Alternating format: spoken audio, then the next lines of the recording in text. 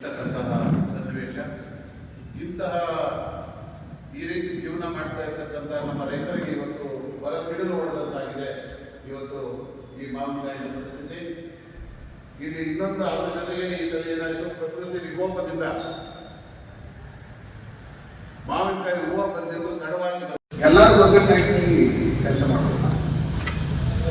ನಾಳೆ ನಾವು ಇಲ್ಲಿ ಮಾರ್ಕೆಟ್ ಇದ್ದೀರಿ ಅನ್ನೋ ಲೆಕ್ಕಾಚಾರದಲ್ಲಿ ಬಂದಾಗ ಇಲ್ಲಿ ನಾವು ಮಾರ್ಕೆಟ್ ಓಪನ್ ಮಾಡ್ಕೊಂಡೇನು ನಾವು ಸೇಲ್ ಮಾಡ್ತೀವಿ, ಗಾಡಿಗೆ ಕಳಿಸ್ತೀರಿ ಅನ್ನೋ ಲೆಕ್ಕಾಚಾರದಲ್ಲಿ ಕೆಲವ್ರಿಗೆ ಅದು ಬೇಜಾರ ಬಂತು, ಕೆಲವ್ರಿಗೆ ಅದು ನಿಧಾನ ಬಂತು.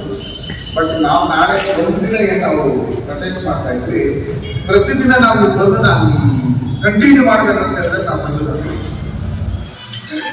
ಮುಂದಿನ ದಿನ ಬೆಳಗ್ಗೆಯಿಂದ ಸಂಜೆವರೆಗೂ ನಾವೆಲ್ಲ 5 ಬೌಂಡ್ರಿಗಳೇನಿದೆ ಆ ಬೌಂಡ್ರಿಗಳನ್ನ ವಾರ್ಡ್ಗಳನ್ನ ಬಂದ್ ಮಾಡಿ ನಾವು ಸರ್ಕಾರಕ್ಕೆ ಒಂದು ಮನವಿಯನ್ನು ಕೊಡೋದಕ್ಕೆ DC ಬರಬೇಕು, ಅವ್ರು ಬರಬೇಕು ಅಂತ ಹೇಳಿದ್ರೆ ಹಿಂದೆಲ್ಲೂ DC ವರೆಗೆ ಚಿನ್ನಪಣ್ಣ ನೀವೆಲ್ಲರೂ ವಿಷಯ ತಿಳಿಸಿದ್ವಿ. ಬಟ್ ಇದುವರೆಗೂ ಸರ್ಕಾರ ಗಮನಕ್ಕೆ ಹೋಗಿದೆಯೇ ಇಲ್ಲ. ಹೋಗಿದ್ರೆ ಅದರ ಬಗ್ಗೆ ಎಲ್ಲ ಉಸ್ತುವಾರಿ ಸಚಿವರು ಮತ್ತೆ ಕೃಷಿ ಸಚಿವರಾದಂಥ ನಮ್ಮ ಇವರು ಕೆಲವರಾಯ ಸ್ವಾಮಿಯವರು ಇವರೆಲ್ಲ ಅದ್ರ ಬಗ್ಗೆ ಕೇಳ್ಕೊಂಡ್ಬಿಟ್ಟಾರೆ. ಆ ತಗಲಿಲ್ಲ ಅನ್ನೋ ಲೆಕ್ಕಾಚಾರದ ಬಗ್ಗೆ ಈಗ ನಾಳೆ ಬಂದ್ ಆಚರಣೆ ಮಾಡ್ತಾ ಇರೋದು. ಅದಕ್ಕೆ ವರ್ತಕ ಸಂಘದವರು, ಕನ್ನಡ ಪರ ಸಂಘಟನೆಗಳು, ಬೇರೆ ಬೇರೆ ಜನ ಸಂಘಟನೆಗಳು, ನಮ್ಮ ಮೂರ್ತಿ ಅವರಿಗೂ ಎಲ್ಲರೂ ಒಟ್ಟಿಗೆ ಇವತ್ತು ನಾವು ನಿಂತಿನ ಜೊತೆ ಲೆಕ್ಕಾಚಾರದಲ್ಲಿ ಹೇಳ್ತಾ ಇದ್ರೆ ಇದಕ್ಕೆ ನಮ್ಗೆ ತುಂಬಾನೇ ಒಂಥರ ಸಂತೋಷ ಆಗುತ್ತೆ.